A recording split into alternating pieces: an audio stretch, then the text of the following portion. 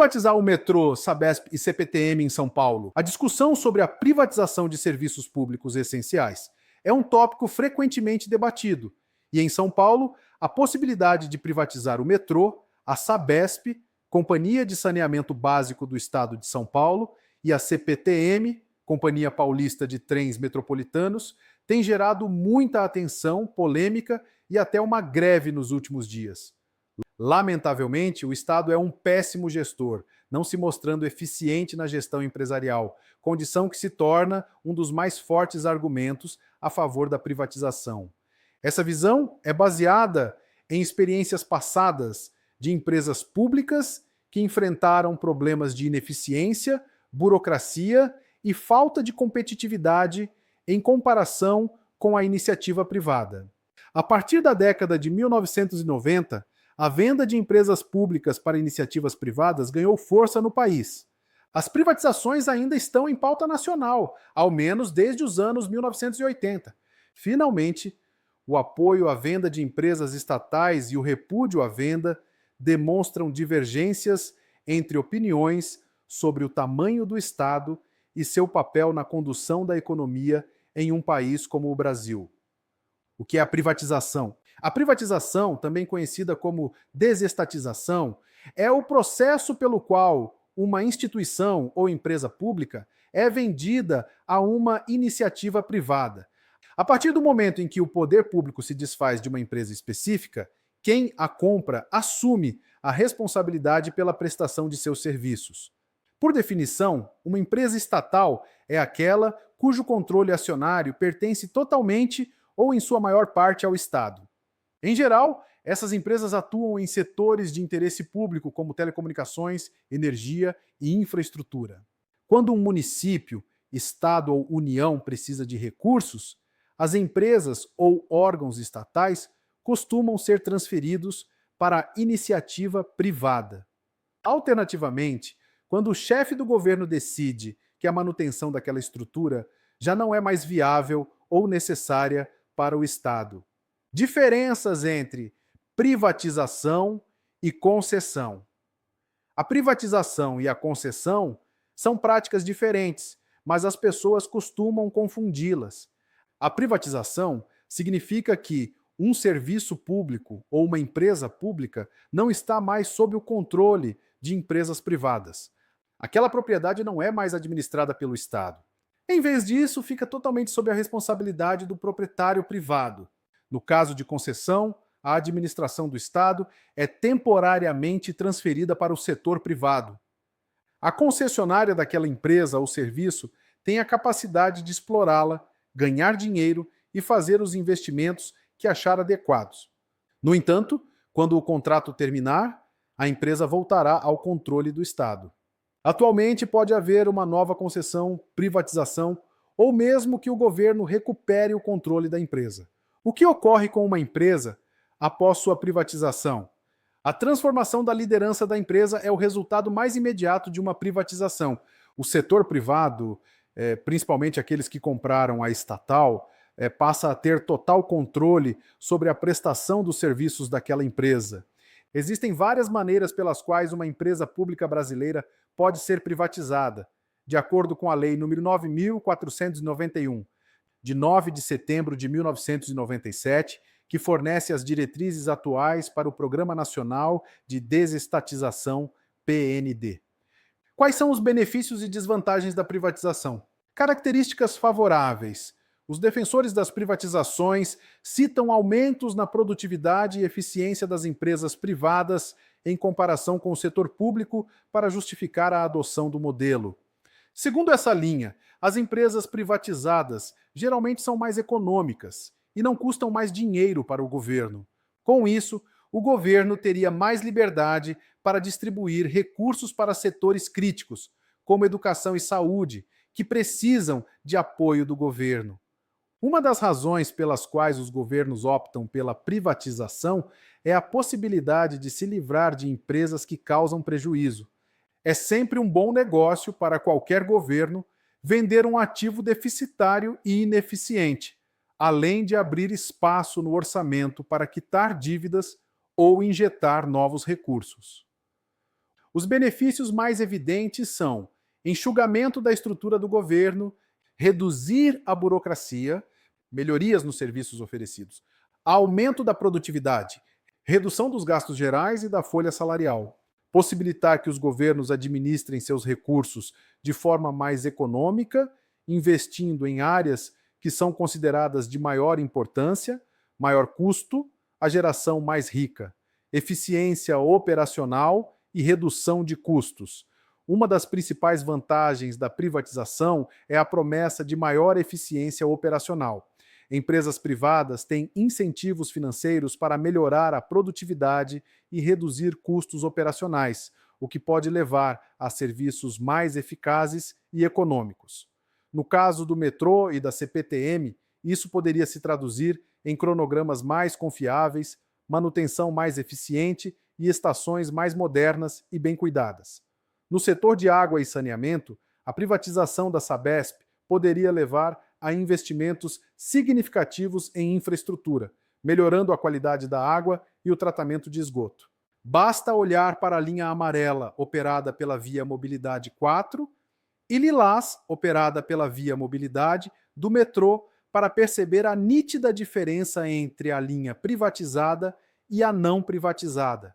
Aliás, a história, não história, nos mostra vários cases de sucesso na privatização de empresas brasileiras, a exemplo da Vale, Embratel e Eletrobras. Infelizmente, as empresas estatais não conseguem fornecer um serviço ou produto de alta qualidade e acessível. Acesso a recursos financeiros.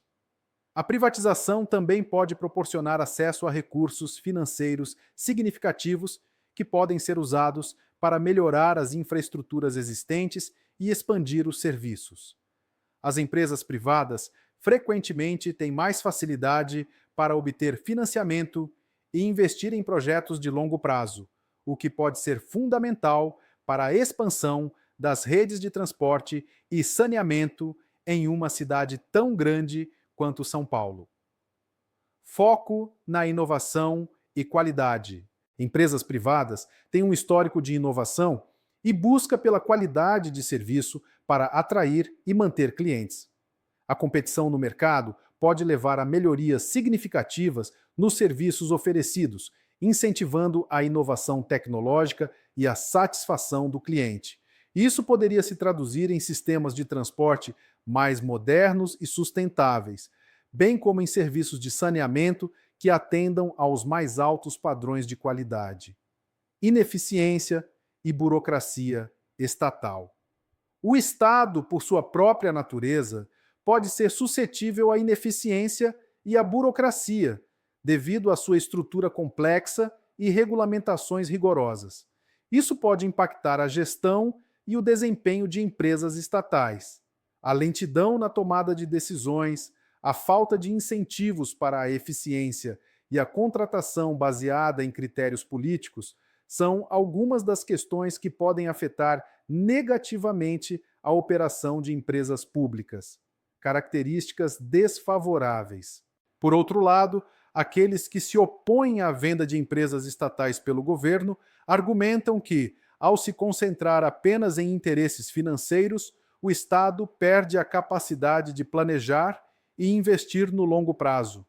As pessoas que seguem essa linha de raciocínio acreditam que o fato de o Estado tolerar mais prejuízos no curto e médio prazo não significa necessariamente que seja ruim. Por outro lado, a venda indiscriminada de ativos públicos resultaria de uma visão mais imediatista do governo, centrada na rentabilidade em vez da utilidade pública ou da função social da empresa. Os defensores das privatizações argumentam que as empresas privadas não sempre são mais capazes de administrar recursos ou mais transparentes do que as empresas públicas. Ao destruir patrimônio público, um município, estado ou união pode acabar perdendo o controle sobre setores estratégicos. Isso pode resultar em perda de soberania e risco para os interesses do país. As principais desvantagens desse modelo, de acordo com os críticos das privatizações, são a perda de valor do patrimônio público, perda da autoridade do Estado em áreas estratégicas, a concentração de lucros em empresas do setor privado, o que pode resultar em monopólios, planejamento insuficiente para o futuro, perda da capacidade de fazer investimentos, aumento do uso de trabalhadores não formais e terceirizados, trabalho mais precário, tendências para que a renda dos trabalhadores diminua. Quais empresas brasileiras foram privatizadas anteriormente? O processo de privatização ganhou força no início dos anos 90. Naquele momento, houve uma profunda mudança no pensamento econômico das lideranças políticas brasileiras. Isso levou a uma mudança significativa em relação ao que vinha sendo feito desde a era Getúlio Vargas. O papel do Estado na economia foi reavaliado e o mercado brasileiro foi aberto ao capital estrangeiro em vez do modelo mais intervencionista até então. Ainda nos anos 1980, o primeiro governo civil, após o fim do regime militar, liderado por José Sarney, 1985-1990, começou timidamente a trabalhar em um plano para privatizações. No período, o então presidente fez poucos progressos nessa agenda. Apenas 28 empresas foram vendidas à iniciativa privada, com valor estimado em cerca de uns 500 milhões. Além disso, 18 estatais da União foram transferidos para os governos estaduais, 2 foram incorporadas a instituições financeiras e 4 foram fechadas. Ao longo desse período, as empresas mais significativas que foram privatizadas foram Riocel, Aracruz Celulose, Cibra, Caraíbas Metais e a Companhia Brasileira de Cobre, CBC.